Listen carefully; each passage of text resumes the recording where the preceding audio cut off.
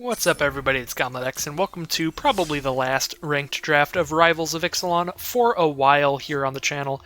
Just because it's going to be removed in, I think, 2 or 3 days, and I'm doing a batch recording right now to upload these for those coming days. And I think it's getting swapped back to Ravnica Allegiance, and they're going to put Pauper on for a little while, so... by the time you're watching this, there will probably be a Pauper video tomorrow instead of a draft video. Since Pauper's coming back, there's going to be at least one Pauper video. I don't know how healthy the format is, to be honest, so maybe not a lot of them. I have heard that the Persistent Petitioner's deck is just destruction, so we'll have to see. But anyways, let's not time this video like that, or date this video, I guess is the thing. Let's just go back to completely just talking about the draft itself. So we opened Tetzimoc. You just can't take anything other than Tetzimoc there, so first pick Tetzimoc, and we'll see what other colors that we move into later. But for now, Impale is a very strong card, and it lets us stay mono-black for now. And we can swap colors whenever we see a strong enough reason to in these later packs. So in this pack, there's nothing that good in black. Grasping Scoundrel's like okay in pirate decks, and Voracious Vampire's okay in vampire decks. We're not going to be either of those things. I mean, we could be. We could definitely be vampires or pirates, just with a Tetzimoc, because Tetzimoc goes into anything just because of how powerful he is. But I don't think I want to take either of those black cards, just because they are very specific to their tribes. I guess Scoundrel isn't that specific, but you specifically have to be a very aggressive deck to have him be a great card. So I think the pick for me is between Divine Verdict, just another removal spell, so it's pretty good, or a Secrets of the Golden City. I think this card's really good just because it's one of the better draw cards in recent limited formats. So it's like Divination, but for a slightly harder mana cost, sometimes you get to draw 3 cards instead of 2 cards if you manage to cast this late game. Which makes this like a really good top deck late in the game if you have the City's Blessing. So yeah, I think Secrets of the Golden City is a very strong card, but at the same time, Divine Verdict is just straight up removal. So that might just be the pick. I definitely think that it probably just depends on what color scheme you like drafting more, or which deck you think would be more powerful, like a blue-black value-based control deck, or a white-black deck with some removal. And we're not even guaranteed to be control, we're just, our first 3 picks, regardless of which one of these we choose, is going to fit a lot better into just a really controlling deck. So I think I'm actually going to take Secrets of the Golden City here. Or I'll take Divine Verdict just because I said I was going to take Secrets of the Golden City, just to be different. Yeah, I mean, the bots tend to let this go pretty late, so I think that Divine Verdict is going to be gone like way faster than Secrets of the Golden City, so we might even be able to like wheel that, because it's only pick 3, so we could pick 11 as Secrets of the Golden City, and if we get one pick 11, then like we're definitely just playing blue-black control. So now there's an Evolving Wilds, which can be good for mana fixing. There's another Secrets of the Golden City, which can be good. Legion Conquistador can be very good or very bad. I think even at his best, he's just pretty good, just for value-based decks. Like, you just get so much value off of this guy if you have enough copies of him, even though he's only like a 3-mana 2/2, so he's not like particularly fast. If you get enough copies, being able to just be like, bam, Legion Conquistador, grab 3 more copies, is sick. So yeah, this is another pick where it's between the white card and the blue card. I could take Secrets of the Golden City or Legion Conquistador, I think are my real choices that I'm considering here. I think I'm just going to take Legion Conquistador. It just sticks with the white-black.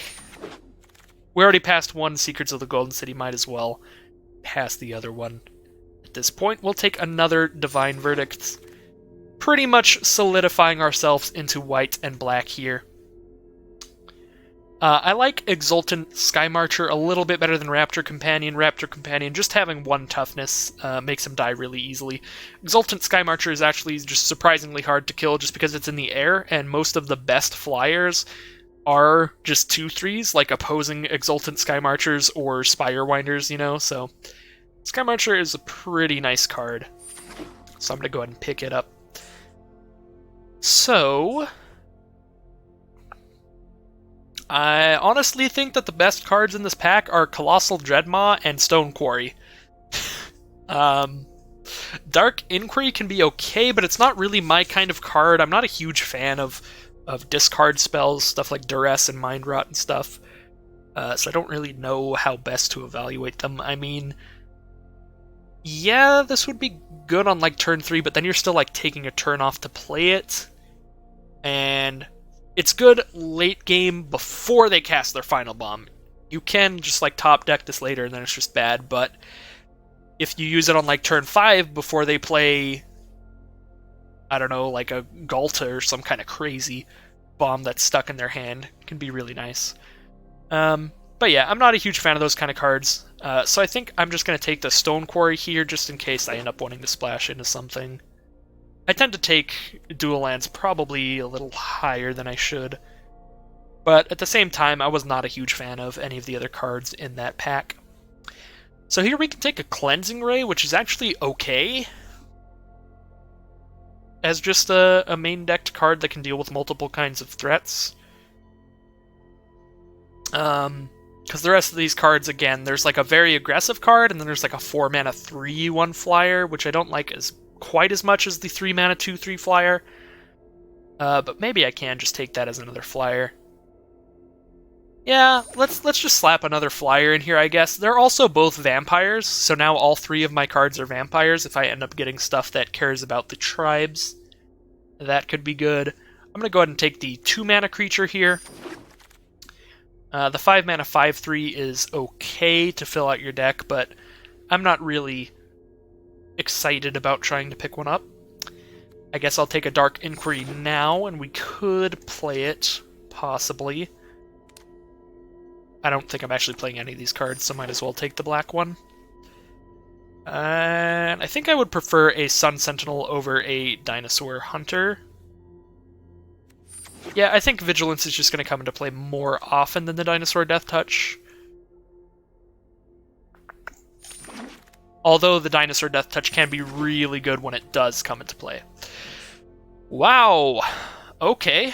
I think we're going to take a Zatalpa. It's just a massive threat. It's basically just like 8 mana. Like, you win the game unless your opponent can kill you immediately, because it's really hard to kill. If you're playing against the white deck, they can just Luminous Bonds it, which is hilarious. Or they can just exile it. But if you're playing against like red or black or green, most decks just do not have an answer to this, and it will just kill them very quickly. I say quickly, but it's an 8 mana card. I just mean quickly after it hits the board. Other cards here, Reaver Ambush is very good, and that's basically the only other card we care about. So we take Zatalpa, and I guess we just hope to wheel like an Evolving Wilds, just to fix the mana a little bit, because I do not think that we're going to... Like, we're definitely not going to wheel Reaver Ambush, and like maybe we wheel one of these mediocre 4-mana cards, but I'm going to take Zatalpa. So yeah, we are definitely pivoting into just like white... Well, not pivoting here, we kind of started the same way, but we're definitely like white-black control, just trying to remove all their early threats so that we can make it to casting a Tetzmoc or a Zatalpa, just one of our ridiculous Elder Dinosaurs. So with that in mind, we will go ahead and take the early game removal card here with a Moment of Craving. And now we can take Pride of Conquerors. I don't really think this is super like the deck for it though, because we're not like early game aggro. Like, we have some early game creatures, but they're more to just like, I don't know, they're not like a gigantic flood of creatures. We're not trying to be faster than our opponent's deck. We're just trying to be able to compete and actually play with them. despite the fact that we have like some super high mana cost cards. I think we probably just want like Squire's Devotion or Recover. Yeah, I don't think I'm going to have that many situations where I have like a whole bunch of creatures on the board, but having just like an Exultant Skymarcher with a Squire's Devotion on it can be really good. Even Vampire Revenant, which isn't super great of a card, is way better with a Squire's Devotion on it. So we will pick that up. Now, I kind of like Snubhorn Sentry. We could also take another Squire's Devotion, or we could take the Mausoleum Harpy. Mausoleum Harpy would be okay just because I don't have any 5-mana cards, but I do like Snubhorn Sentry just as a 3 toughness blocker in the early game, and then it actually just becomes a 3/3 later, which is like really good for 1 mana, and it's like just alright. A 3/3 is like big enough that it will matter even if you don't turn it into a 3/3 until really late in the game. So I do like Snubhorn Sentry a lot. And Mausoleum Harpy, yeah, it's a 5-mana 3/3 flyer, but again, I don't think that I'm gonna be getting like the death triggers a whole lot with this card. So I'm just gonna take Snubhorn Sentry. And now there's a Dusk Legion Zealot or a Suncrested Pterodon. I think both of those are really good and kind of just exactly what our deck wants. So our deck really wants a Suncrested Pterodon because it's a really high toughness flyer. So it's very nice, especially because you could also just have it out with another dinosaur like a Snubhorn Sentry, or, I mean, if we're just living the dream, like have it out with a Tetsamok, and then it's got Vigilance, so it can keep getting in there and poking them for 2 while being a very good blocker, and it's a really good target to put Squire's Devotion on. We also would really want Dusk Legion Zealot because it lets us draw a card, get that early game chump blocker out there, and get us closer to drawing into one of our major bombs. So I think both of those are very good for our deck. I'm actually going to go ahead and just take the Suncrested Pterodon, just because we don't have any 5-mana cards in here yet, so... And we already have like 3 cards at 2 mana. Yeah, I'm going to go ahead and take the Pterodon, just have a large blocker in here. Not a major fan of discard spells, like I said before, but there's nothing else in our colors here except for a Traveler's Amulet, and I don't think I will end up playing that card, so we'll take an Arterial Flow. I'll put it in the sideboard for now, but it could possibly see play in our deck. It makes our opponent discard 2 cards, and it also drains them for 2 life, if we control a vampire.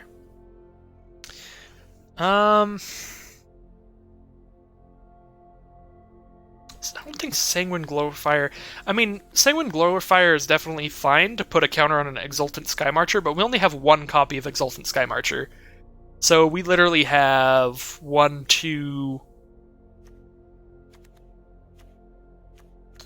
We have like 3 vampires in here, so I don't think Glorifier is going to be very good at all.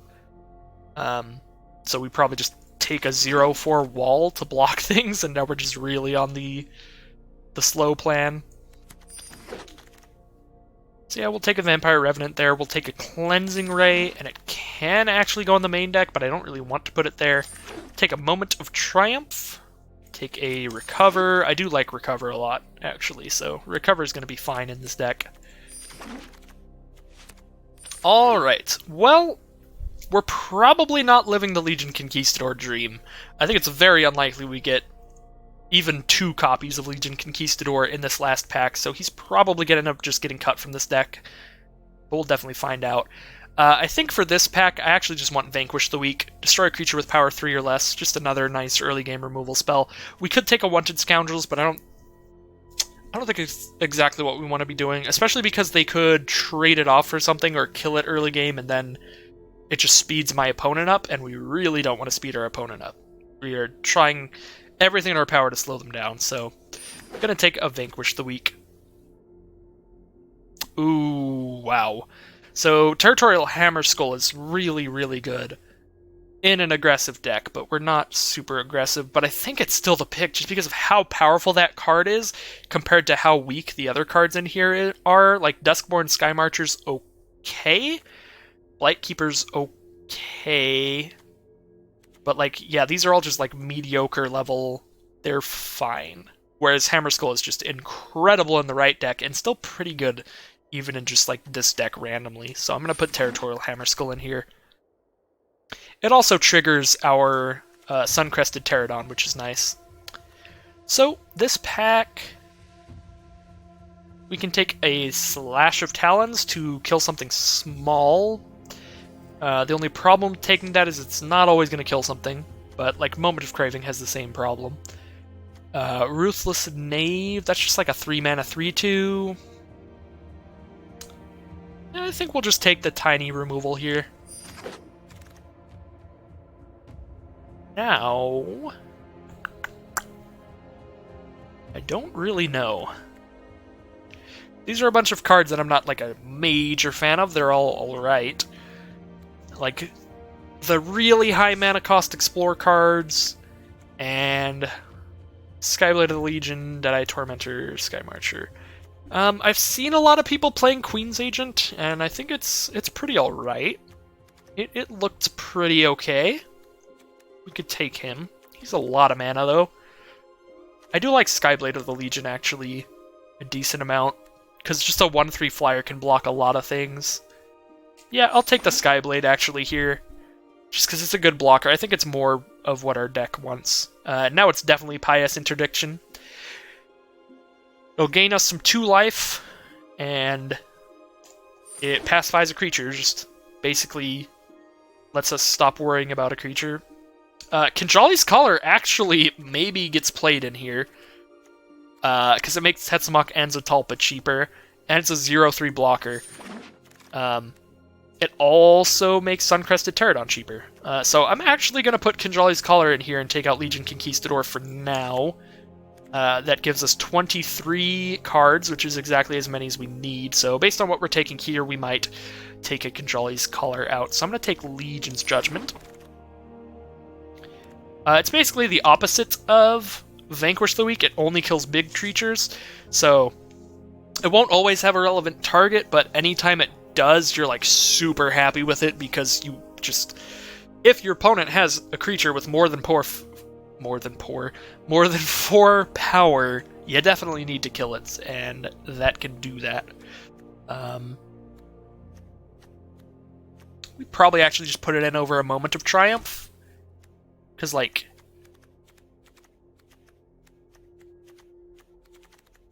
maybe we actually even just put it in over Vampire Revenant.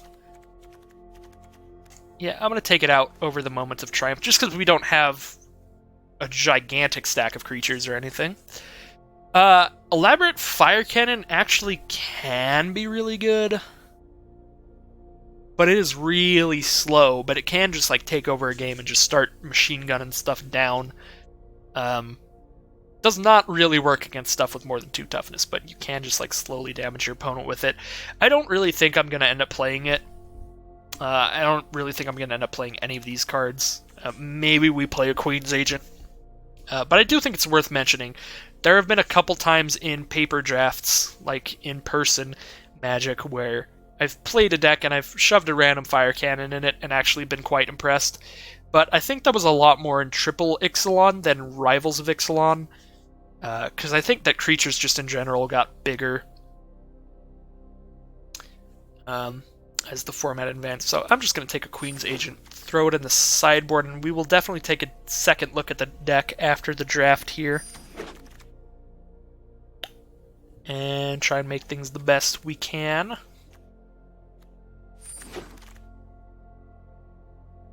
The Revitalize, the 3-mana gain 4 draw card, I don't think it's actually that terrible, and if there was ever a deck for it, it would be a deck like this, so it is worth mentioning. I'm still not going to take it, because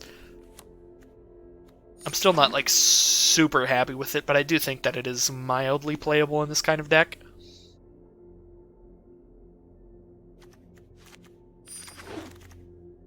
Maybe it is actually just good enough for this deck, because we can take the time off. Like, we don't need to be casting something on turn 3 every turn, because we're not super aggressive. So we can take the time off to just draw cards, but it's too late now. We didn't pick up the Revitalize, so we'll be playing a deck without it. I think I'm just going to take out like 2 of these 1-mana cards. So we take out a Blight Keeper and a Kinjali's Collar, and then we end up with this.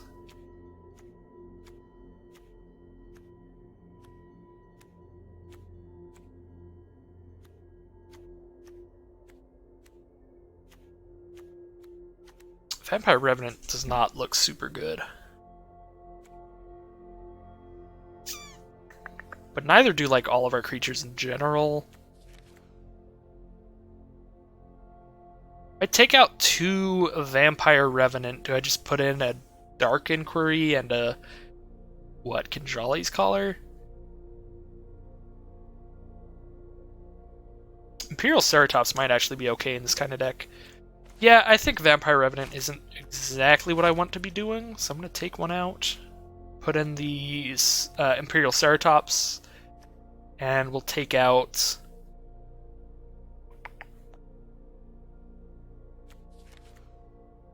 I guess we could just like leave it as is now. The Queen's Agents definitely seem okay. Maybe we just play like none of these early drops and just like kill their stuff, and then when the board is clear, just play some random big dude. Like some Queen's Agents. Nah, I think I'll put the collar back in. We're just gonna run it like this. Definitely one of the things I'm worst at is like just deciding the final few cuts for the deck, so I'm just gonna run it as it looks right there, and if we notice any glaring flaws in our gameplay, we can change things around as the rounds progress. So we'll have to see how far the removal takes us here, because that's what this deck is all about, really. Is just we got a stack of decent removal, so we're hoping to be able to just sit here and stop our opponents from killing us immediately, so that we can kill them later with a gigantic dinosaur.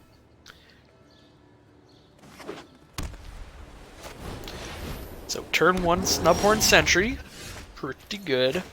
So I have a Snubhorn Sentry of my own, but I drew it on turn 3, so I'm just going to randomly play it when I've got 2 more mana for other stuff, which is adorable.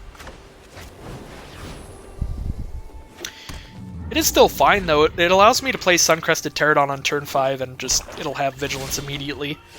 But it already was going to, because I could have cast Pterodon turn 5 into Ceratops on turn 6, just to make sure that Pterodon had Vigilance before it ever attacked, so it doesn't really change much. I just have a 0-3 now. So there's a Vampire Revenant. We're going to go ahead and play the blocker for it and see if they have removal. This is very much the mirror match. Their deck looks basically exactly like mine, except that I took my Vampire Revenants out. I'm going to let them use their pump spell.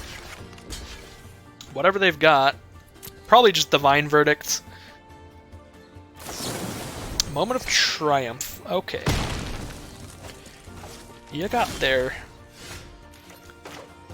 Well, I mean, we have all the lands, so all we need to do is draw a Tetzalmach or a Zatalpa, and we're good. Otherwise, we could just like sit here and draw a bunch of removal as we play, because there is a lot of removal in here, so that would be most likely, is just me sitting here drawing like removal. Do I want like a treasure? No, I'll just take 5.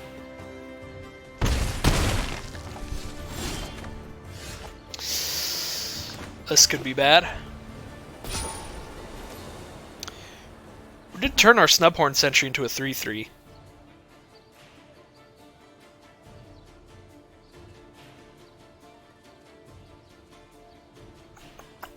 Could give him the double attack if I don't want to trade off with either of these. I think I'm fine trading their Poisoner for a Snubhorn. But I'm not going to trade it for a Ceratops, so we'll just attack with the Ceratops. Divine Verdict. There it is. Well, this may be one of those games. Ooh. I can slash their flyer now, so we're not, like, super in danger. We're pretty in danger. The second they get the blessing, I'm pretty screwed. But yeah, this might be one of those games that is, like, literally just doing the math of, like, how many cards did you play and how many cards did your opponent play? And the person who got to play more cards wins, because that's just how the game of Magic goes, you know? So that's 9 lands, 25 cards left, so I have 8 more lands? 8 out of 25. So statistically I shouldn't be drawing too many more lands now, hopefully. Just on average, like 1 every 3 turns. No attacks. Looks like it's going to be a nice slow game here. Oh, never mind. That's the city's blessing, isn't it? Yep. Yup. With the sun-crested pterodon on top. That is the 10th land.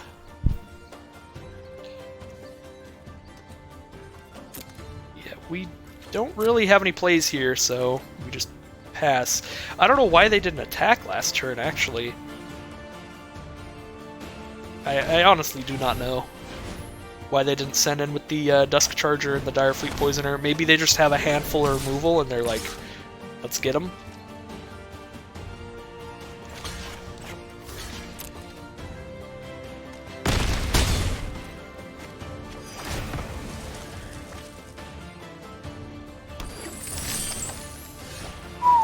Okay, well, oops.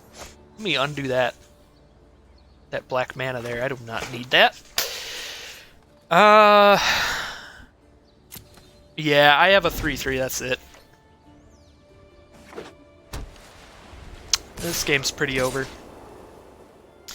But yeah, this is one of those games. That's just kind of the way that I look at Mana Scrud and Mana Flood and Mana Screw is just like, doesn't matter like too much, but it is the kind of thing that you can just like, you can turn it into a game of statistics and just be like, okay, so I played 6 cards and my opponent played 4, 5, 6, 7, so like that's a win, right? I'm sorry, they played 8 because there's Luminous Bonds out. So statistically, they got to do more stuff and have more fun. I'm dead, even if I cast Verdict.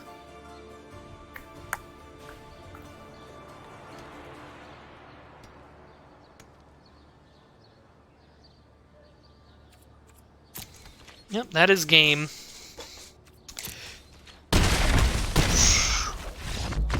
Well, that definitely happens. It is part of the game of Magic.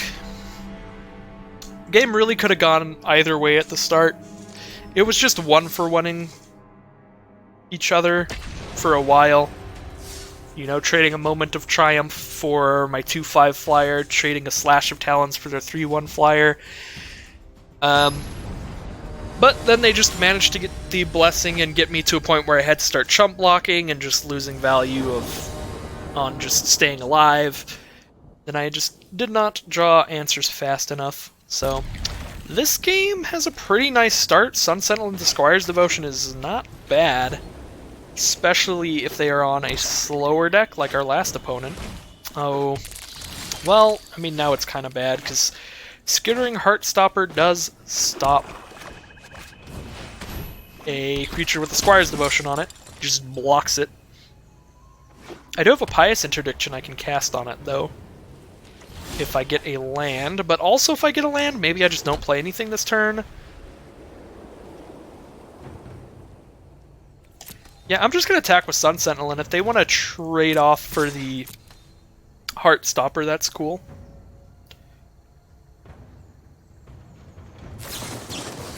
Skullduggery. I mean, so this is like the same thing. They're trading 1 card for my 1 card. It's just instead of their Heartstopper, it's a Skullduggery. Ah, dang. I was hoping they wouldn't have a flyer so that a Squire's Devotion Vampire Revenant could like really get in there. Do I still just play Vampire Revenant, or do I Pious Interdiction their creature? I think I still just play Vampire Revenant for now. And then cast Pterodon next turn. And then we just play our enchantments later. Legion Conquistador. How many cards are in their hand now? Is it 4 more Conquistadors? Okay, just 1 more. They could just be slow rolling the Conquistadors. I mean, if they offer the trade with the Sky Marcher, I'm gonna do that. Do they have like a second Skullduggery? I was like, if they have a second Skullduggery, they could have cast it before combat just to kill my 3/1 and get extra damage in. Just for the -1/-1 part. So, Pterodon is here, and it's the only flyer now, so hopefully we have established air superiority. So it looks like they only have 2 copies of Conquistador, so not nearly as threatening as it could be.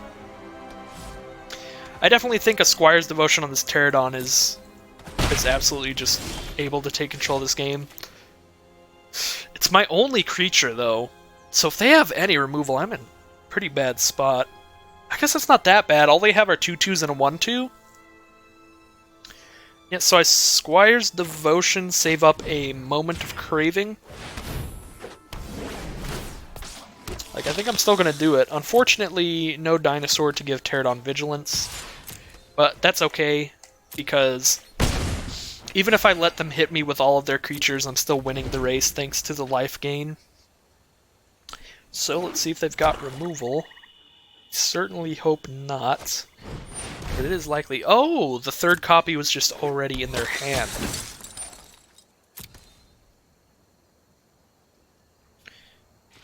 So they do have 3 Conquistadors in their deck, so that's pretty cool. So we're just going to take it all. I don't really feel the need to Moment of Craving anything.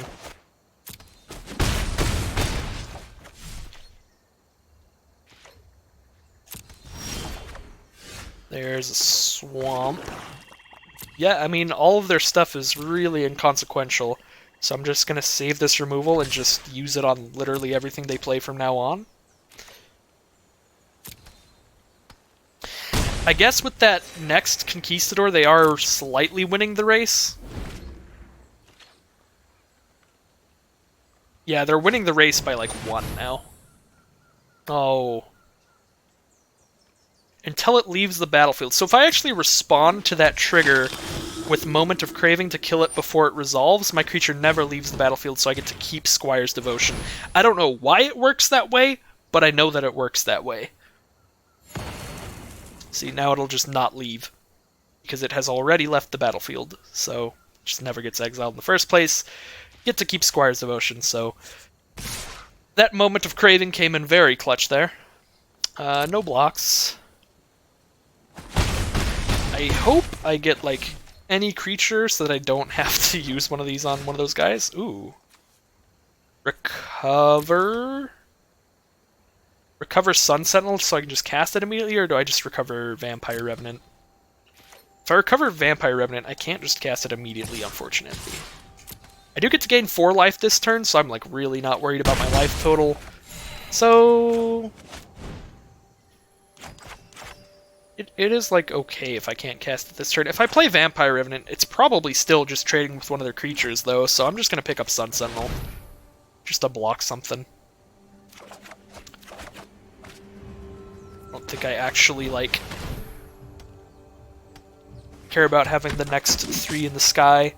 I guess Vampire Revenant does, like, lower the clock 1 turn.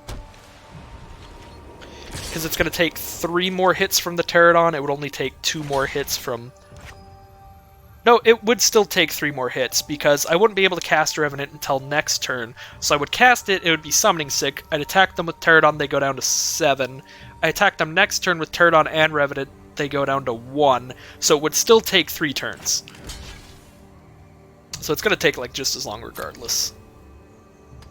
So I'm going to stop the most damage here. Rallying Roar, okay. Cute. No other cards in their hand. So I mean, no, they have one more card. I cannot math. I just mean they don't have like a giant stack of cards still left. So we'll attack with Pterodon. That puts me at 12. I think actually just having the collar makes me win the race anyway. I don't actually need to use one of these, because I can just... Oh, no. That could win them the race, so I guess I just kill that guy. So we block a Conquistador. And then we impale an Encampment Keeper, because if we Pious Interdiction on Encampment Keeper, then they can still use the ability. That's the important part.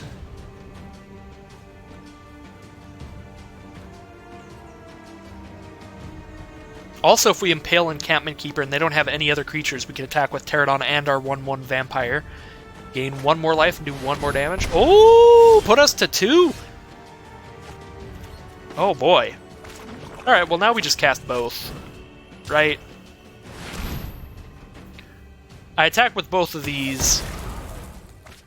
I gain 4. I go to 6 life. I think we just cast both to be safe. Because I also just like attack with both of these, and then they're at 3, so they have to draw removal immediately. So like this is definitely the safer way. The only thing that they can draw to survive is removal or, I guess, life gain.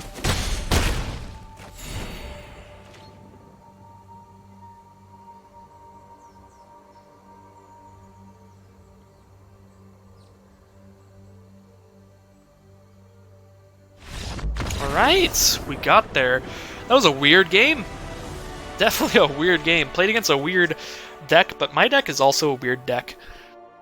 So that was just like white-black, like a stack of Conquistadors and a bunch of like some pump spells and stuff.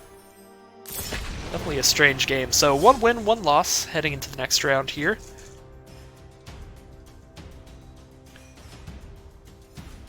We will see if we can play against a deck that is not white-black. Or maybe everybody wants to be Orzhov today. Everybody's just really feeling the greed.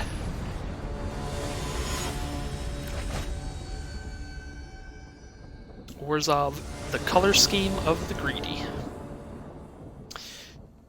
Guess it depends on your definition of greedy. Like, flavor-wise, Orzhov is like the greedy guild, but gameplay-wise, the greediest decks are like the super multicolored decks, like 3-4 color decks. Oh my god. We drew the turn 2 Hammerskull thanks to Kajali Scholar. That's cool, but it's not going to do a lot. Because, as I said before, I don't like have a really aggressive deck. Oh, well, we're playing against white-black for the 3rd time in a row, so it's going to be a very exciting, interesting matchups today.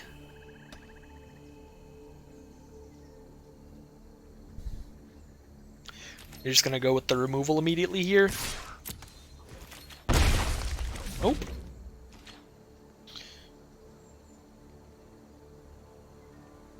Turn 4 Ceratops is really cute as well. I love seeing the modified mana costs when you have something that reduces mana costs, because it makes your cards look so good. Like, imagine if this was just straight up a 4 mana 3/5 like it says right now. Be sick. Alright, so Ceratops is here. Luminous Bonds, I'm a little Hammerskull boy. I'm definitely very happy with that. I think that is like the other nice thing about Hammerskull in this deck, is it makes my opponent think that my deck is like way more aggressive than it actually is. So it could get them to use removal on these little random boys. I will Vanquish the Weak Dinosaur Hunter, because it only destroys stuff with 3 power or less anyway, so it's not going to kill anything else later. Did they just have a random pump spell? Okay. So I vanquished the Weaked, their Moment of Triumph, so that is fine. I used to get like really like mad and like, oh no, oh they got me so hard when stuff like that happens, but that is one of the things that I've like learned from like limited resources and stuff, is like don't fret it too much when stuff like that happens, because you've still traded a card for a card. You've used your Vanquish the Weak, and you got rid of their Moment of Triumph. It's not like you got rid of nothing. Sure, the Dinosaur Hunter is still on the board, but...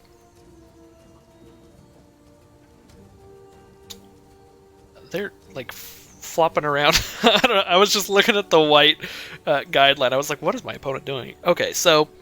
they have a Sky March and a Dinosaur Hunter. We could impale Dinosaur Hunter and just get in there. I think I'd rather Pious Interdiction it.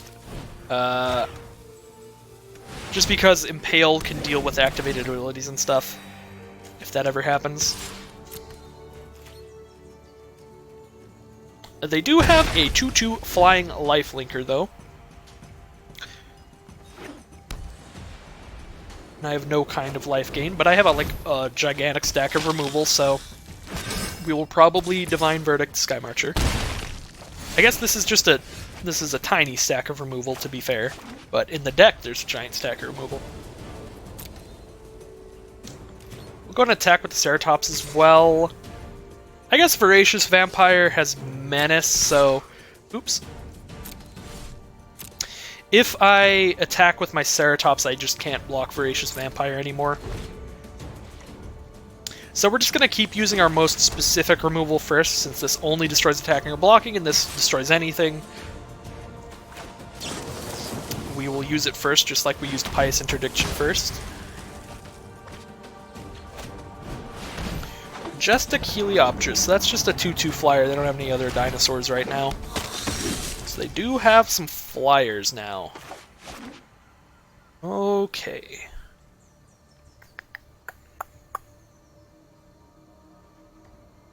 I mean... I think I'm just taking 3 a turn for a while. They're still playing around. Look at this. I like this opponent. They're having fun. I don't actually think I need to impale anything. I'm just gonna take 3 a turn. And hopefully draw something.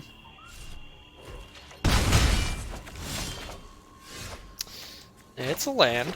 I do have mana for Zatalpa now. If I draw a Zatalpa, that would be very nice.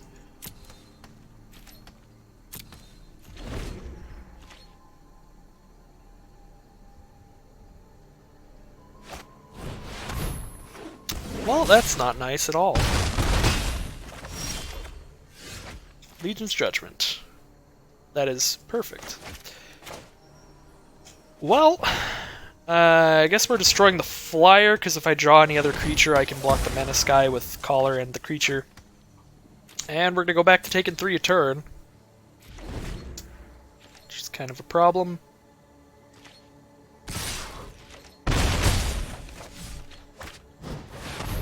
Oh no. That's 3 1/1s. So if I just put prey counters on stuff this turn, I take 1, 2, 3, 4, 5. I think I have to just put prey counters on stuff this turn, because I could put 1 prey counter down on the flyer and then cast Tetzamok. But then I'm like still really under threat. I think I just put prey counters down for now.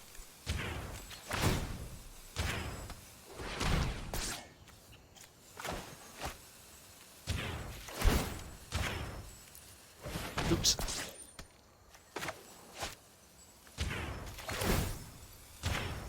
And then we kill basically all their creatures next turn. Not quite. They're gonna have one of these 1/1 vampires left. Or I guess it depends on what they play here. If they play a pump spell, I just die. Which would be sad. So they're at like a whole bunch of life, though. Vampire Revenant. Okay. I'm not sure why they played that. Because I do have the 1 mana to put 1 more prey counter down, and then I just drew another to put 2 more down, which is really nice. So they are left with a 1/1. And I have a Tetzamok.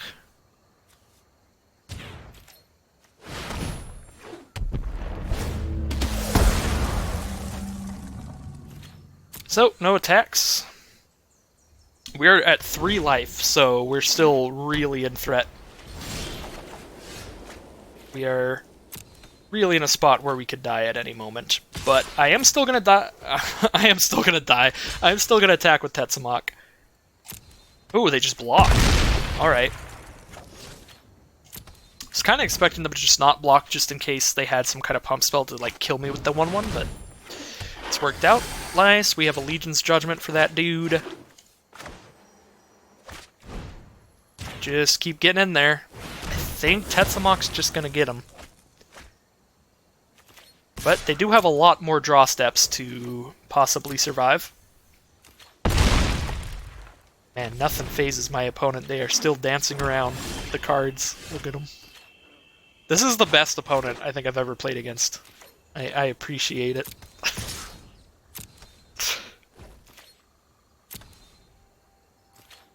So, I mean, like, we have a backup Slash of Talons. They're dead in 2 more turns. They could just, like, draw a removal spell, and then we're back to both of us are just sitting here forever.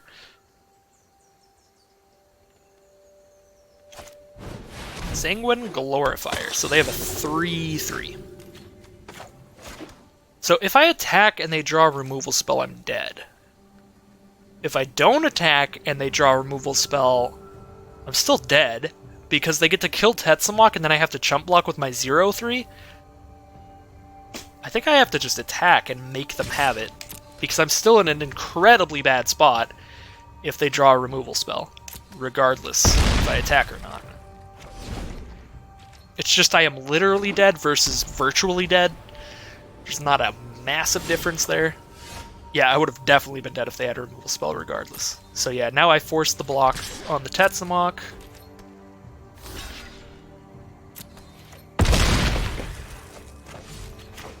This is going to be a drawn-out game.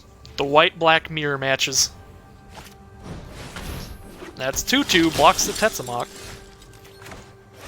Could Slash of Talons it, but that's only once it's attacking or blocking, so I can't get it out of the way, so we'll see what they draw. And it's the land, so we got there eventually, after a very long time. As you do with the white-black mirrors. We both had 15 cards left in our deck. That was a long game. But Tetsamok will do that. Tetsamok will flip things right around. Alright, so heading into next round, we're at 2 wins and 1 loss. That was 3 rounds in a row of white-black v white-black. We'll see if we get the 4th round of white-black. Keep the train going.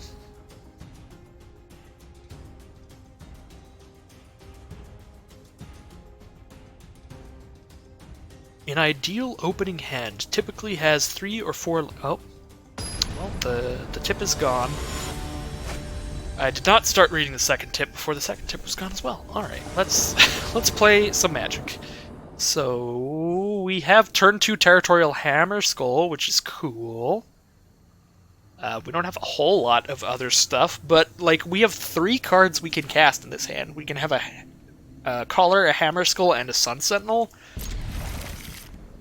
We've been drawing so many lands in the other games, but that's also because the other games went really long, but judging by how we've drawn in the other games, we should be able to draw lands. But that is like a gambler's fallacy type thing of like, if you flip the coin like, and it gets heads 7 times in a row, that doesn't mean it's going to get heads again. It also doesn't mean it's any more likely to get tails. So, yeah, like statistically speaking, we are like not confirmed. We have no idea what we're going to draw. But I did draw like 11 lands and 20 cards in game 1, so I think we can get there. See, we got there. We can cast everything in our hand. Are they gonna untap Jungle Delver with something special? Let's find out. Nope. Just take a little bit of damage. fair enough. So Sun-Crested Pterodon next turn, probably. I do have 3 options of what to do, but I don't think I'm Pious Interdictioning anything this early. That is a 3/3 flyer. Maybe I am Pious Interdictioning that.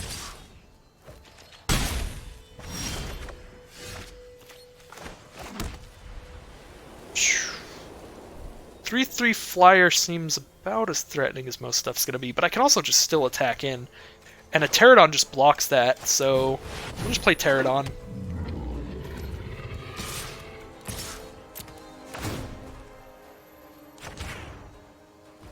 Pterodon also blocks,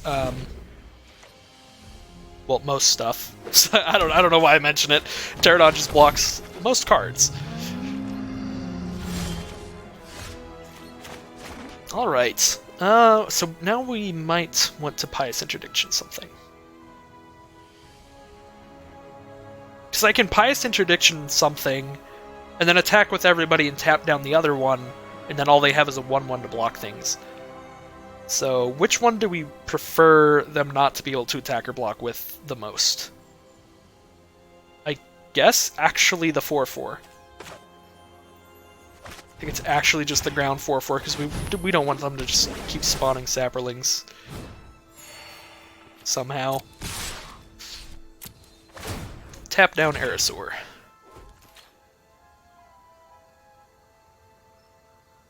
This is like way more aggressive than I thought this deck would ever be, but it's also mono white right now, which is super cool. Like, from our opponent's perspective, they're like, what is happening? Playing against mono white aggro? What the hell? Luminous Bonds, the Territorial Hammer Skull, followed by 2 1/1s. Alright. So now is when we all just sit here and stare at each other again, I think. I probably... yeah, I should have just Pious Interdictioned the flyer so I could keep poking them for 2 with Pterodon. Yeah, Swamp would be really good at any point. I think if I draw Swamp anytime remotely soon, then I just kill them.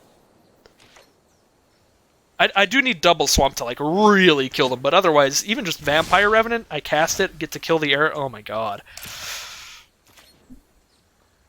Just Vanquish the Weak on the Aerosaur is also, like, super lethal. And then we have a Moment of Craving for the Jungle Delver. Definitely need a Swamp.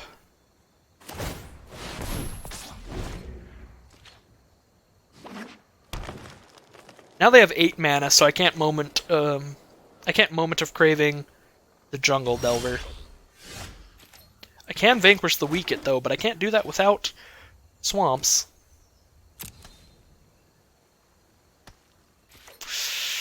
Yeah, this is rough. They would have just been dead at this point if I Pious Interdiction to Aerosaur, so that was a big misplay. I was playing more out of, like, what am I more worried about them attacking with? And I was a lot more worried about them attacking with Armasaur, but, like, they just weren't going to attack with either. I really should have just Interdictioned the Aerosaur.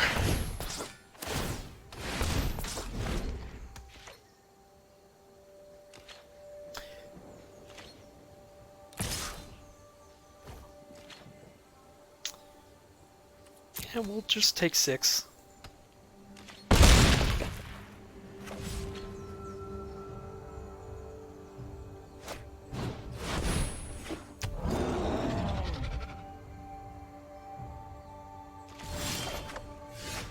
There's the Swamp.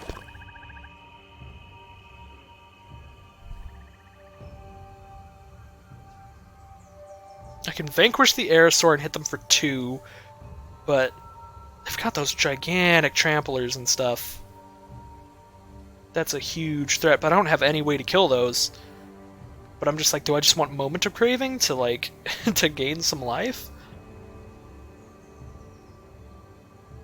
Is, like, the only way I win if I just immediately draw the second Swamp so that I can, like, I Prey counter now and then I draw second Swamp cast?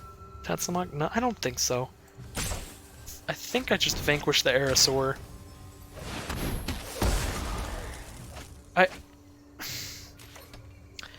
I'm in the losing position here, for sure, with those trampling Dreadmaws. But I have a chance now.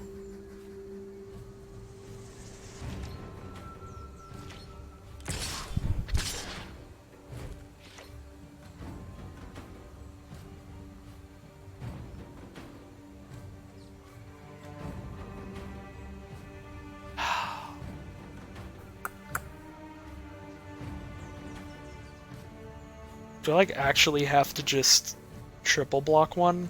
I think I'm gonna do that. If they have a pump spell, I've lost. But I would also just like lose by not blocking there. I guess I'm supposed to like just block with Ceratops. They let me keep the flyer. Interesting.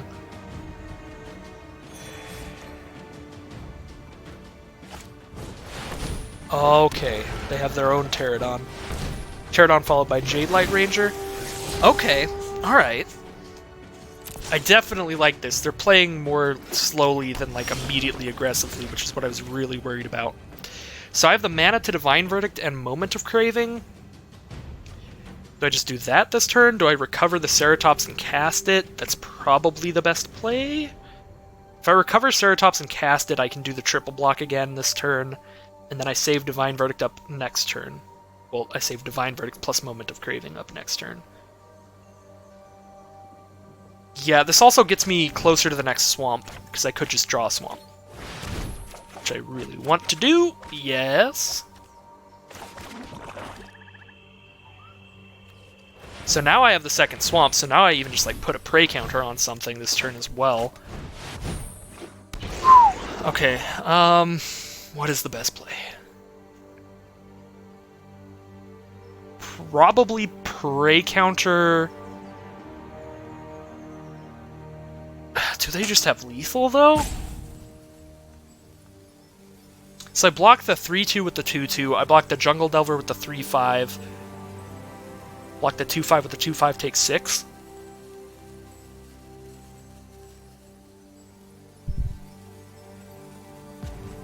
I think I just Tetsamok the Jungle Delver.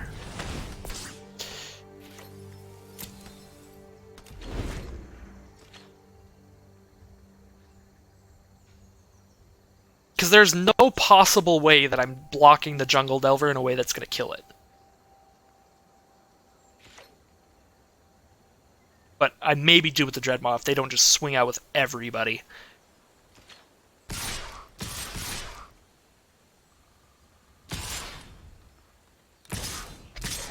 So am I dead on board this way? No, because I go to 2 and then I gain 2, right?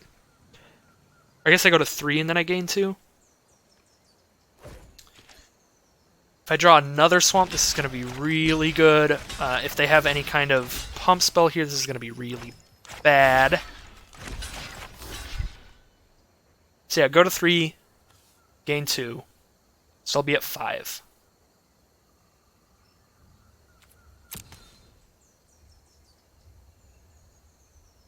But I also go to 3, so if they have Crash with Ramparts, I die. Okay, so we're at 5.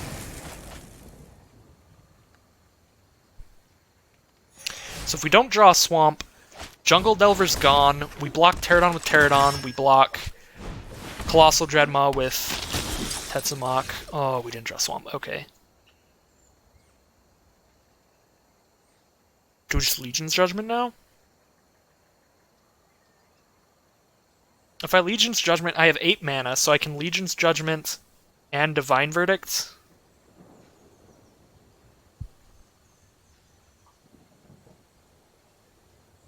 If I Legion's Judgment, Divine Verdict, I also have 1 mana to Tetsamok another thing. So I would Legion's Judgment, Dreadmaw, Divine Verdict, Delver, block Pterodon, block Knight of the Stampede, take 3, go to 2, gain 2.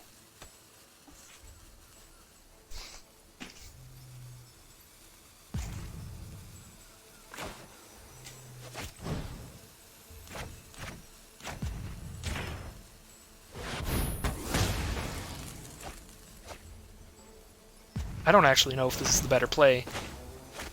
At this point, this game is way too confusing.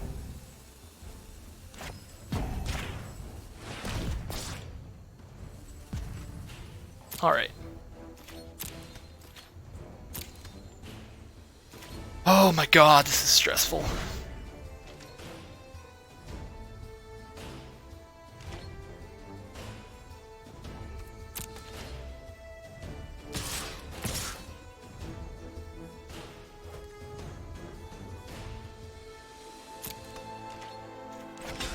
Block.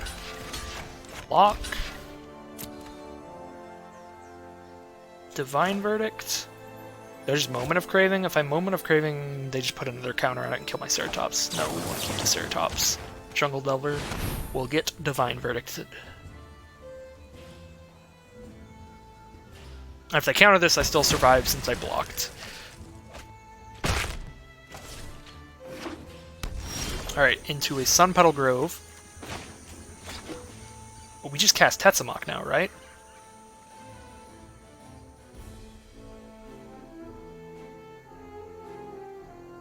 I think we do just cast Tetsamok at this point.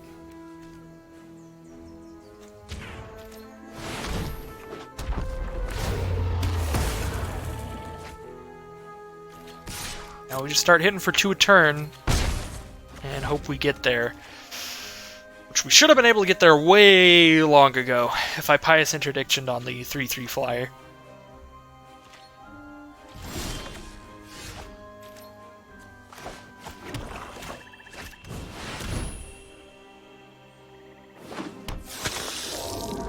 So now we have 2 life off of the Moment of Craving, so I can actually just attack with both these.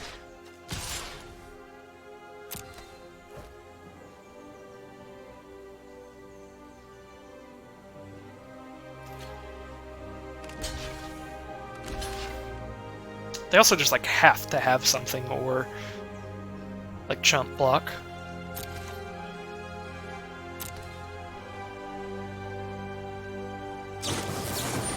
Moment of Triumph on the Martyr of Dusk. Moment of Craving on the Knight of Stampede. Keep Tetsamok around.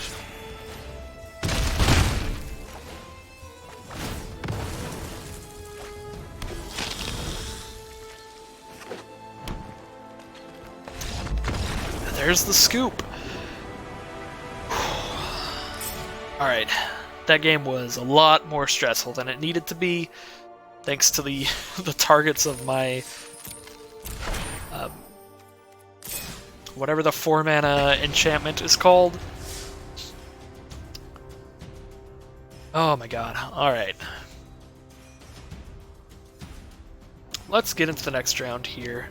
Was that white-black again? No, that was white-green. That was white-green. We didn't play against white-black 5 times in a row. Or 4 times in a row. We only played against it 3 times. Okay. This, I mean, Slash of Talons and Legion's Judgment at the least. Listen, we kept the hand basically the exact same style as this 2 games in a row, and it worked out both times. 2 games ago it was a hand of just like nothing but removal, and then this time it was nothing but white cards. Actually, I think the time that I kept a hand that was nothing but removal, we just got like destroyed. But then we just drew a bunch of lands and that was it, right? Or maybe I'm wrong. I don't remember actually.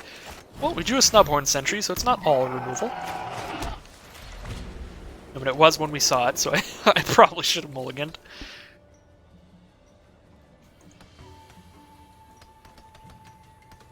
I hate some mulligans, though.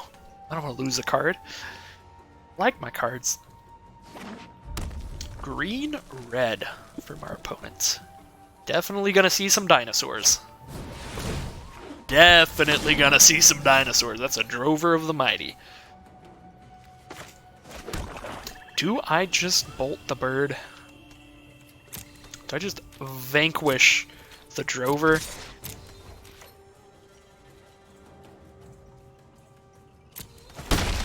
Okay. I think I do.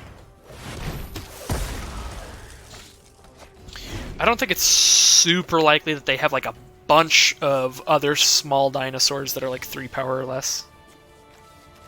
They'll probably have like 1 or 2 other targets that the Vanquish is viable for. I definitely prefer vanquishing the Drover over vanquishing a Diviner. So the reason I attacked there was so if they wanted to block for God knows why, I could Slash of Talons it instead, which would be better, because I think that it is tremendously unlikely that Slash of Talons works on anything else. Do I actually just reveal Tetsamok here and maybe it'll get them to not play creatures? I don't know. Like, I do not care if the 0/3 dies off of Tetsamok, so it might be better to just not let them know I have it. Plus, I might just like never get to cast it, so I'm just gonna pretend it's not in my hand, basically. Just Legion's Judgment that guy. Even if it was, like, even if I know I can cast this on turn 6, it's better to just Legion's Judgment that guy, because I need to survive till the point where I can cast it. Trove of Temptation. They get a treasure token at each of their end steps. And they get to force me into attacking.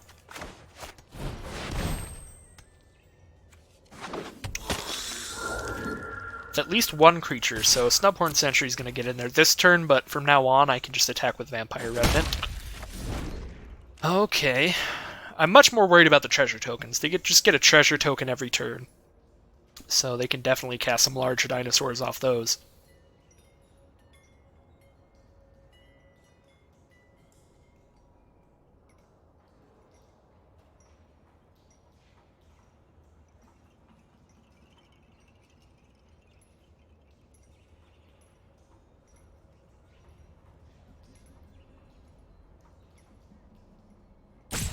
What's going on, opponent?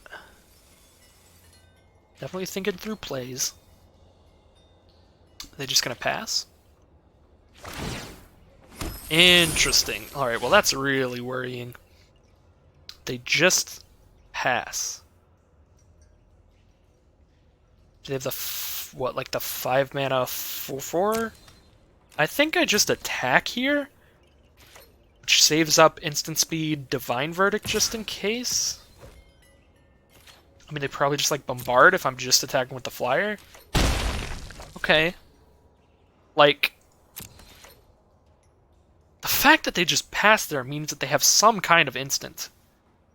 So, I definitely didn't want to just Squire's Devotion Vampire Revenant, because then if their instant is a Crushing Canopy or a Plummet or Shake the Foundations. Oh, that's each creature without flying. That's actually fine, never mind.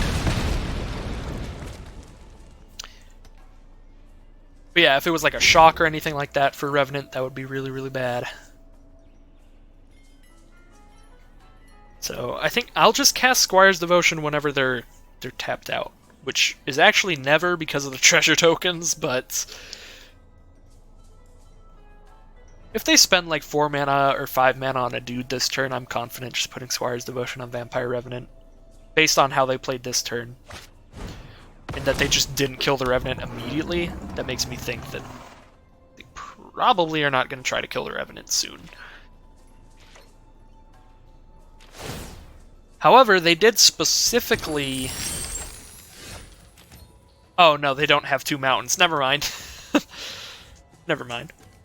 I was about to say they did specifically use the treasure token, so maybe they need the screen. I don't know. I'm being stupid.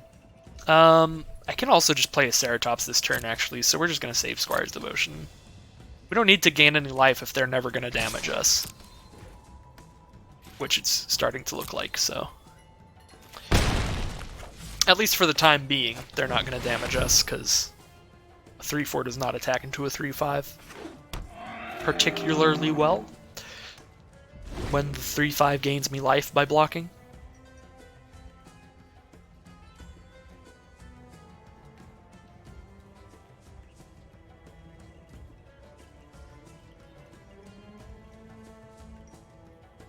So this is like a prey upon on my Vampire Revenant? Or what's the dinosaur one? A green and 2. Prey Upon was the original fight card. Well, not the original, but like the first one when they actually called it fight. It was a 1 green mana sorcery, target creature you control fights another creature. Okay. Mutiny, Ceratops shoots the 3/1 flyer. And a Cacophodon. So, just a lot of big booty dinos here. Not really aggressive ones, which makes me happy. Especially now that I have Tetzamok. I think we just go for it. We go for the Tetzamok win. The lame, just like 4-for-1 you? Does that do it? But I'm like, you don't not draft Tetzamok. It may be lame to kill people with him, but it's not like I'm gonna not take him just because he's stupidly good, that it's not fair. Alright. Well, I mean, they get to attack with their creatures one more time. Oh, I have to attack. I was just like, there's no way I'm playing Squire's Devotion. I forgot that I have to attack. So maybe I should have just Squire's Devotion. If I Squire's Devotion, Ceratops is a 4/6, and then they can't kill it anymore. Yeah, I should have. Yeah, and I don't have the mana for Divine Verdict anymore. I guess I just let them kill the Sentry. Should have Squire's Devotion on Ceratops. Misplay number 5,000.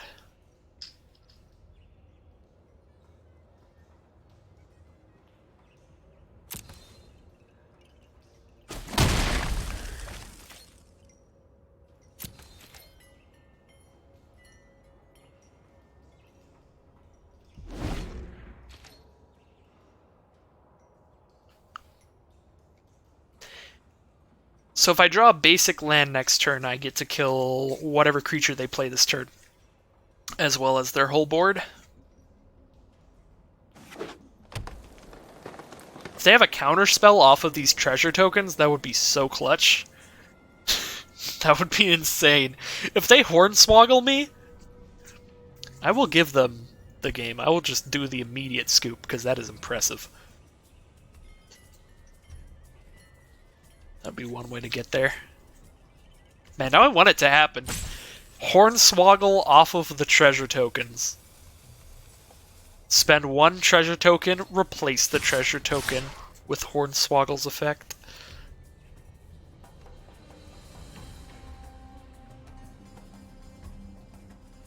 Alright, so they send in the attack since the creatures are going to die anyway. Let's find out if they have Pump Spell to kill the Ceratops.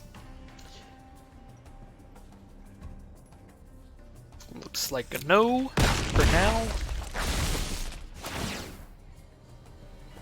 So I mean, I take 2 and gain 2, so basically still just at 20.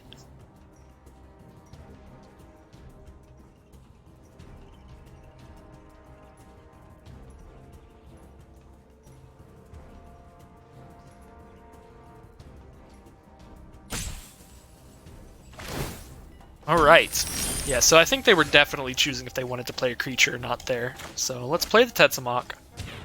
I have other removal spells.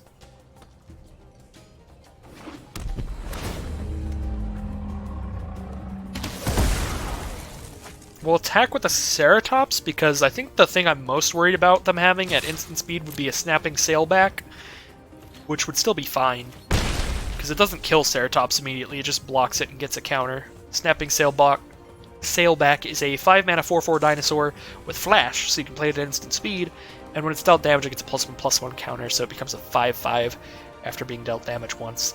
But not immediately, so it could not kill Ceratops, so... besides, it didn't matter, because I had to attack because Trove of Temptation. There's just the second time in a row that I forgot, but luckily that time I wanted to attack.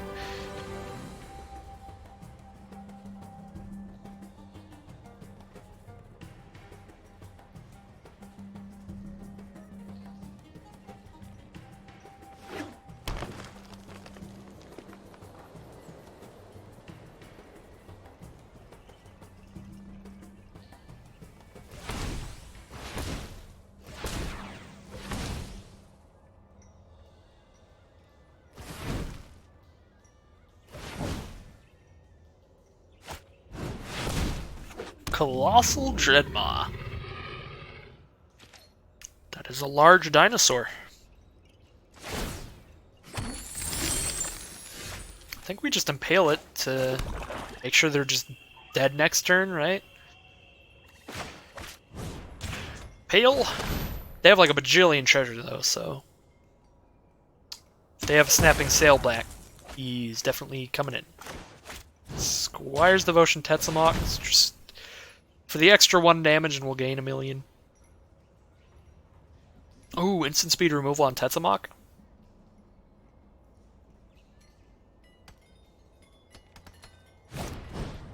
Bard, 4 damage. They're gonna do 2 more with a shock or a lightning strike.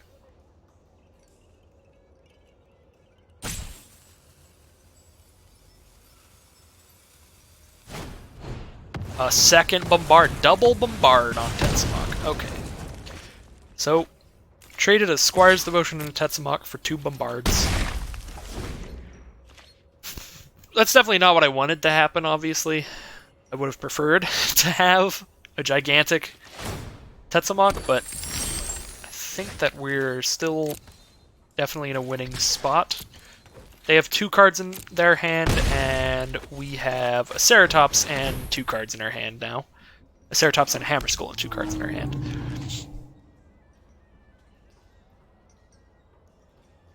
So if they play any creature, Hammerskull just taps it now. Okay, so they shoot Hammerskull with a Fire Cannon Blast. No longer can I tap down their blockers. You have haste? No. I also don't have the mana to cast Zatalpa. This is the first time I've drawn Zatalpa, and also like the first game that's going to end before I have 8 mana.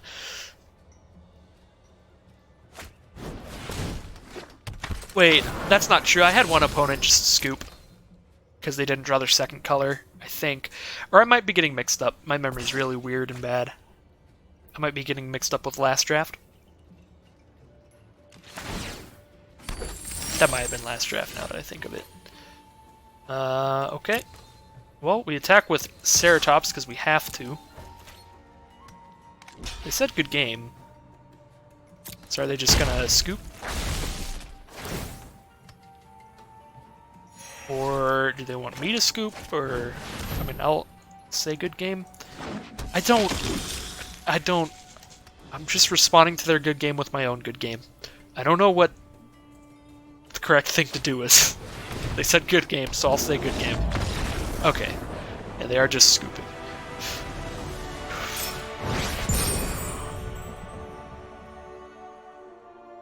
Gold tier 2. Hey, this might be the first time I go above gold tier. Just because I think I've on average gone like 5-3. If you count all the 7 wins, and like the lowest I've gone, I think in this new limited season has been like 3-3. I think that's like no, I went 2-3 one time. But most of the time I'm going consistently like 4-3 or 5-3. And I've had a couple 7-win runs in there, so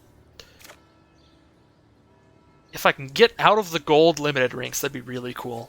This is absolutely not keepable. This is almost as not keepable. I have to draw a land. I have to draw plains or swamp, and then I have to draw 1,000,000 more lands for these cards. I'm just going to keep it. I'm not going to go down to 5. Mulling to 5 is... I've said it before, but it is frequently just a death sentence. But if your 6-card hand is really bad, sometimes you just have to.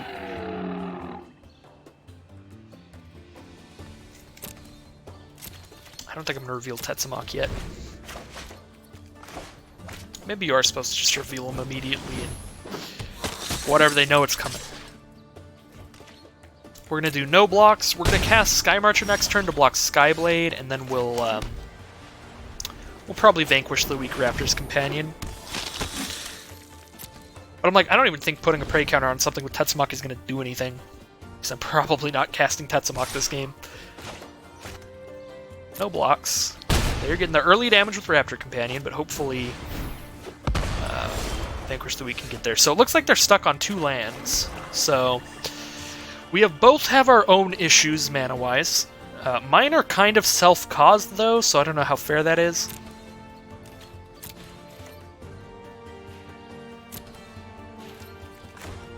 I mean, I guess I'll reveal Tetsamok at this point. Because now I'm only 2 lands away, so I might get there.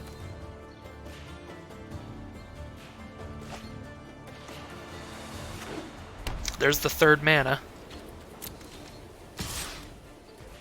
Vanquish, ya boy. Alright, he gone. He is gone. Why use lot word when few word do trick?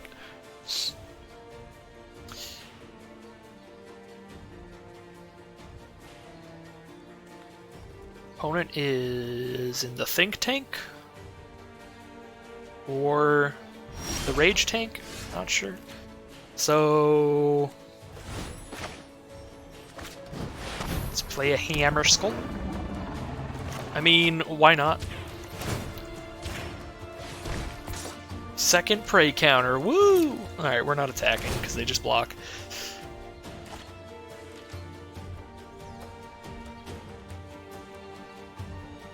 But we can start attacking next turn thanks to the Territorial Hammer Skull.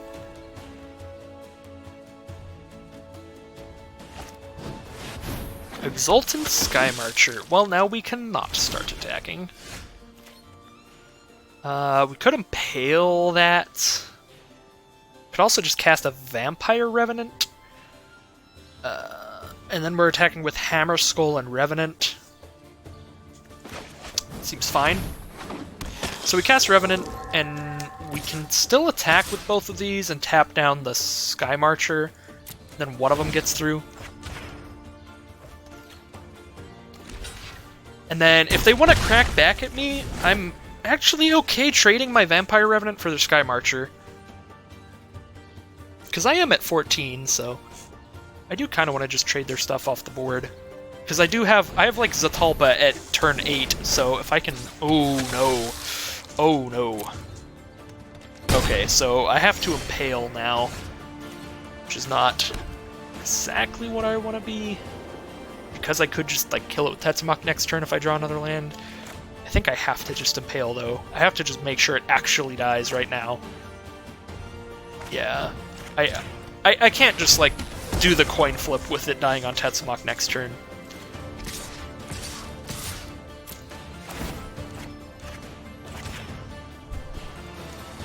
So we're getting in there.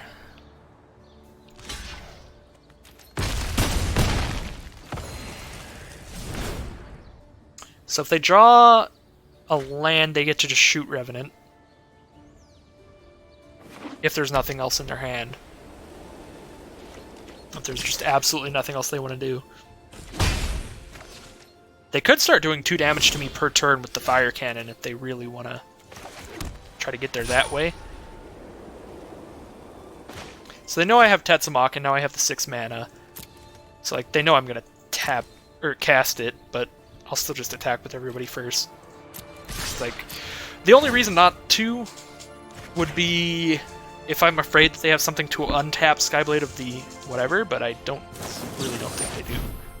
Destroy an attacking or blocking creature, destroy Territorial Hammer Skull. Okay. Hit them down to 9. Now we cast Tetsamok. They can shoot our Revenant at any time, but they only have 4 mana, so if they shoot Revenant, they just die to our other creatures. I wonder if they have a second color. They probably have a second color. I think my opponent's just... It's like that other game, I think in the last event where I only saw 1 color from them, and then they just scooped without casting anything. The only difference is like this guy got to cast some spells. Alright. 5 wins, 1 loss. We'll see if we can take Tetsamok all the way to victory. You often can. You could run like Tetsamok and 39 Swamps and sometimes get a 7-win run. That's a little bit of an exaggeration, but you know what I mean. Tetsamok is ridiculously good.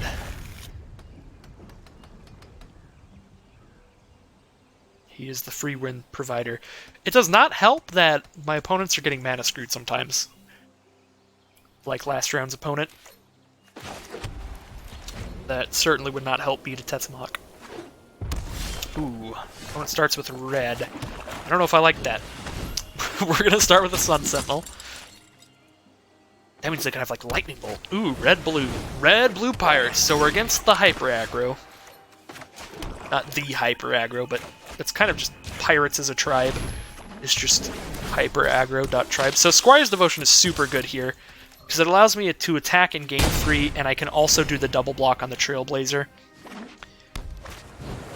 Which is going to turn out good, regardless of what happens. The only way it wouldn't is if they just bombard Sun Sentinel, and I just can't block in the first place. So, Gleaming Barrier. I could attack with Sun Sentinel here, then I just trade it for a Goblin Trailblazer. It seems not the greatest. Because now I have 3 blockers out, I can probably just block Trailblazer pretty easily. So yeah, if I attacked with Sun Sentinel, they would block with Sailor of Means and Trailblazer, so... Don't think it would work out super well. So we're just going to sit here now. If they have that Raid Pirate, the one that Raid bounces a dude to a hand, that's going to be bad. That card's really good against Squire's Devotion. And just auras in general.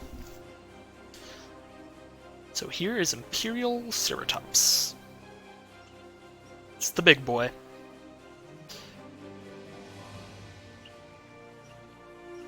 So, opponent has played just some of the value treasure pirates that aren't like super aggressive. They're more just value-based. Like Sailor Means is definitely more defensive than aggressive, and then Brazen Freebooters basically are average. So they might not be on the hyper aggro, so that is kind of bad for me. I think that my start is really good if all they're trying to do is just be really, really aggressive, but it doesn't look like that's really the case. I think we just have to sit here and hope that our late game draws are going to be more powerful than theirs. We can attack... I guess if I attack with like Ceratops and Sun Sentinel, they can't kill both of them with what's on their board. They have to have extra stuff in their hand to kill both.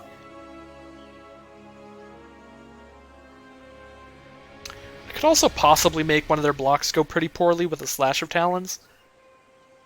I guess, yeah, if I attack with Ceratops, I can actually attack with Ceratops and not be incredibly worried.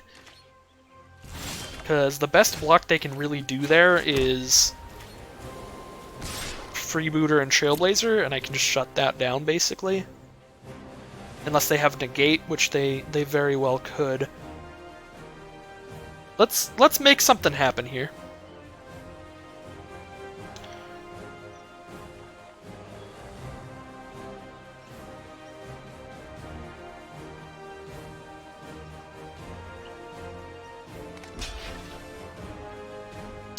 Block with the Sailor of Means. That's fine with me. I'll just gain a couple life then. I don't have like a super good blocker for Freebooter anymore because I did that attack, but I can still just block it with my 0/4, and then I block Trailblazer with my 3/3 and my 1/1, so I still have good blocks for what's on board. I'm fine. Admiral Beckett's Brass. I no longer have good blocks because their field has +1/+1. But I do have a Slash of Talons and a Divine Verdict now, so... I have every land I could possibly need. I have made it to Zatalpa mana. So whatever top decks I get are castable at this point. I think I have to just play it on the defensive here. This could be really bad if they have like a Tempest Caller to tap all my creatures, and then they can use Beckett Brass to steal one of my permanents. That would be super duper bad. They only have to hit me with 3, right? Yeah, so even Slash of Talons doesn't get there, so I'd have to Divine Verdict Brass and Slash of Talons something. I guess I would only have to Divine Verdict Brass, because its effect doesn't happen if it's not on the board. I am rambling and saying dumb things, don't pay attention. Alright, Snubhorn Sentry. It's gonna be a long one. We are, like, we're all set down, we're buckled in. We are here for the long ride. Stormfleet Spy as a 3/3. That is the kind of game we're having. So, I have a flyer, so now maybe I can slowly start winning just by having something in the air. They could, of course, have a fiery cannonade. That would not be good for me. They would be able to shoot... They'd be able to kill Vampire Revenant and my Vampire Token. So, get some damage off the Pyromancer. They probably just kill the flyer, get it out of here.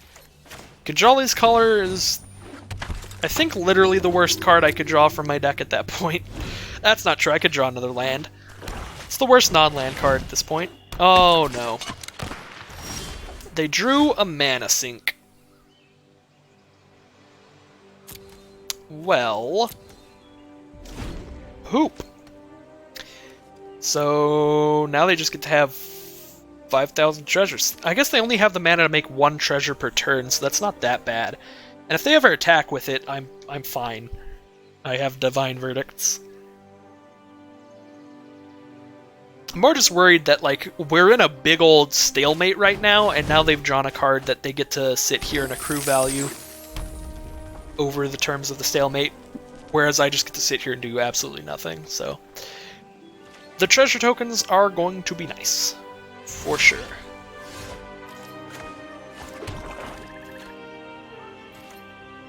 No attacks.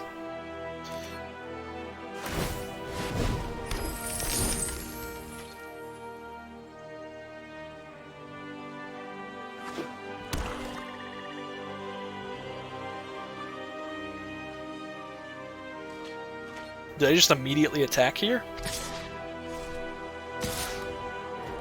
I'm trying to get some kind of raid trigger. I think I block with my Ceratops and my 1/1. If something really bad happens, then I can Divine Verdict it.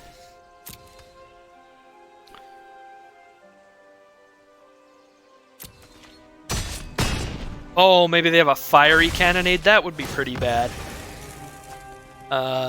Actually, that's not that bad. They just fiery cannonade to kill my one Ceratops. Protean Raider. Copy Deadeye Plunderers. That's... okay. It's not good, for sure. Ooh, that's good. Tetsamok win... free wins.exe?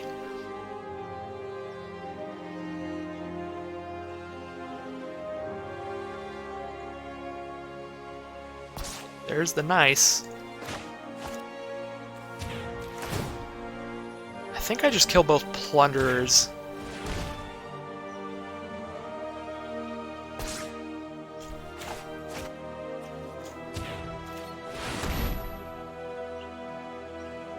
Do they have a counter spell though? They have like a Hornswoggle? Nope, looks like they're just getting the extra treasure before the Plunderers are gone. So, I mean, I still don't have, like, a flyer. So I can't really attack with my other creatures. I guess I can start attacking with Tetsamok. The best they can do is trade 2 dudes for it, and if they try, I can Divine Verdict and maybe, like, really get them. Now they have a flyer that I have to deal with. Now that they have a flyer I really have to deal with. But I have got multiple Divine Verdicts, so we'll be fine. We have Recover for Tetsamok. Oh my god. Absolutely attacking now.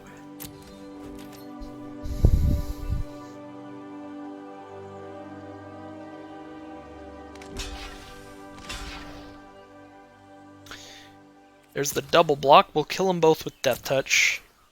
I have 9 mana, so if I recover Tetsamok, I just put a bunch of counters down. So I can recover Tetsamok, put 2 counters down, and still save Divine Verdict mana. I think I'm in a really good spot this game. We're just going to recover Tetsamok.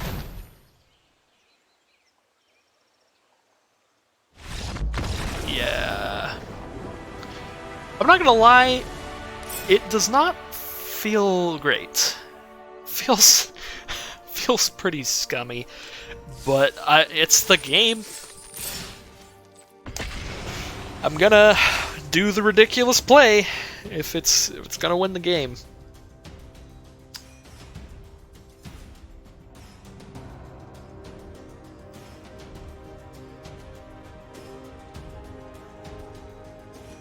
This is like, I feel like I can go 7 wins here, but this is one of those times where you win a lot and you don't feel good about it. Because you're just winning because you have the best bomb in the whole format, you know? I don't know, what can you do? I'm not gonna not draft Tetsamok. That's the dumbest thing to do. Ooh, we're playing against somebody that's above gold. Dude, the game thinks we're so good because we have a Tetsamok. Game's like, whoa, you're playing so well. You're beating everybody. How are you doing it? Meanwhile, I'm just like, I cast a big dino. Like a child.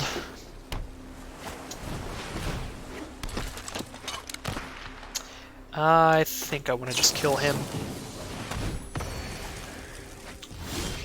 I do not want the flying dude in my face. So we have a Vanquish the Week as well. So I'm just going to Vanquish the next thing they play, I think. And we're just sitting here for the long one. As is the deck plan.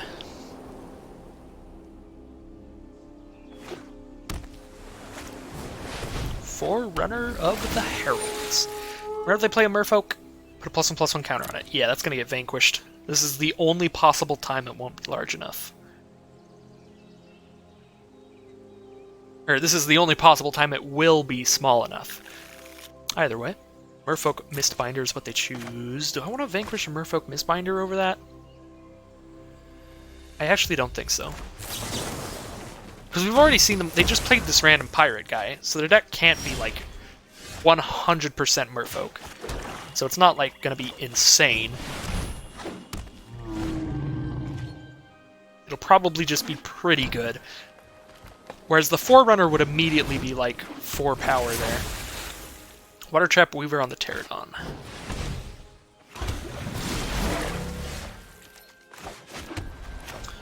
So here's the Ceratops to block the little Merfolk. I guess the biggest thing to be worried about with the Mistbinder is if they have an Aquatic Incursion in their deck. Definitely hope they don't have Aquatic Incursion. That card's going to be very, very good against this deck, just because it makes 1/1s with Hexproof.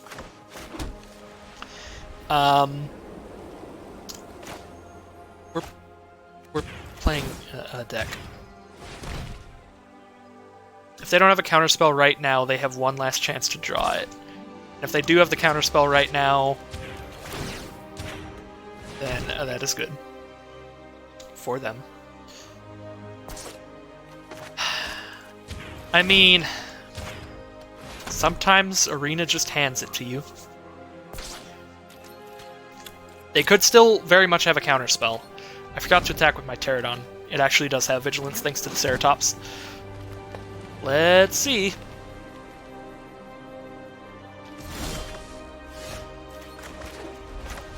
Do you have a counterspell that exiles him? Oh, they have the counterspell. I'm so happy for them, but I also have the recover. So, we'll see. I'm honestly rooting for my opponent here. As all of you probably are as well. Let's see what happens. Can opponent defeat the double Tetsamok?